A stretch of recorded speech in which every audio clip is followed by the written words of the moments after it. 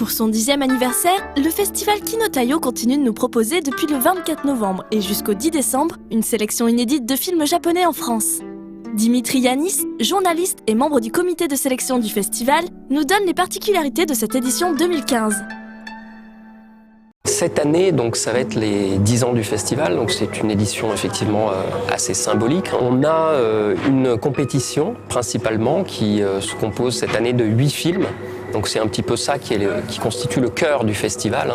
L'idée étant de montrer, on va dire, une photographie du cinéma japonais contemporain qui soit suffisamment riche et variée, même si on a, on va dire, une prédilection pour le cinéma, on va dire, de création, enfin le cinéma indépendant, mais on essaye quand même d'avoir une certaine diversité. On a par exemple un documentaire, on a des films de fiction, on a des comédies, on a du cinéma fantastique, on a des films historiques, Jidaigeki. Donc c'est une sélection, on va dire variée et assez éclectique.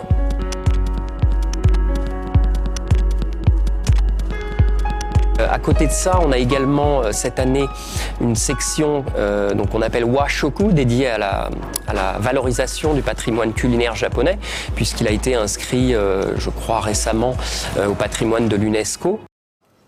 いらっしゃい。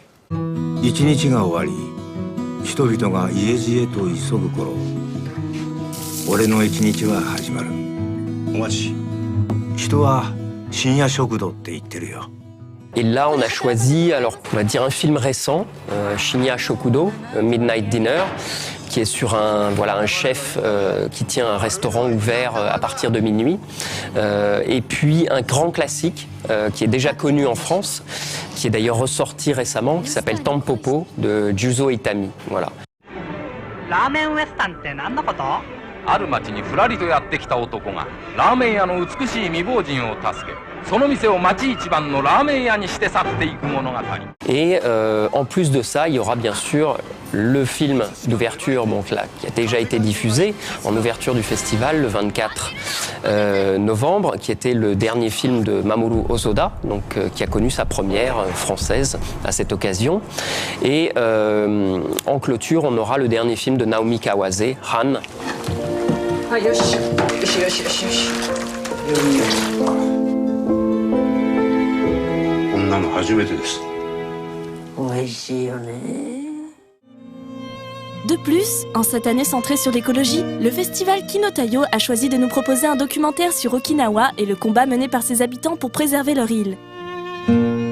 La réalisatrice, Mikami Chie, nous en dit un peu plus sur la signification du titre de son film, We Shall Overcome.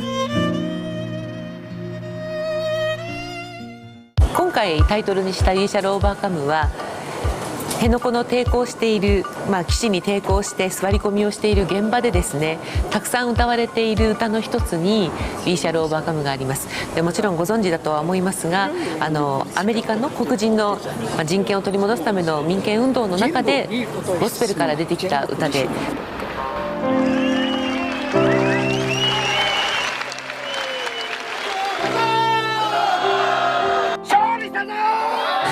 その「We Shall Overcome」をタイトルにすることで世界中の人権について戦っている人たちの共感が得られるだろうということでこれをタイトルにしました。 Enfin, même si le festival se poursuit, les gagnants ont déjà été dévoilés. Un soleil d'or a été attribué au film Kakekomi de Harada Masato, mais aussi à La La La at Rock Bottom de Yamashita Nobuhiro.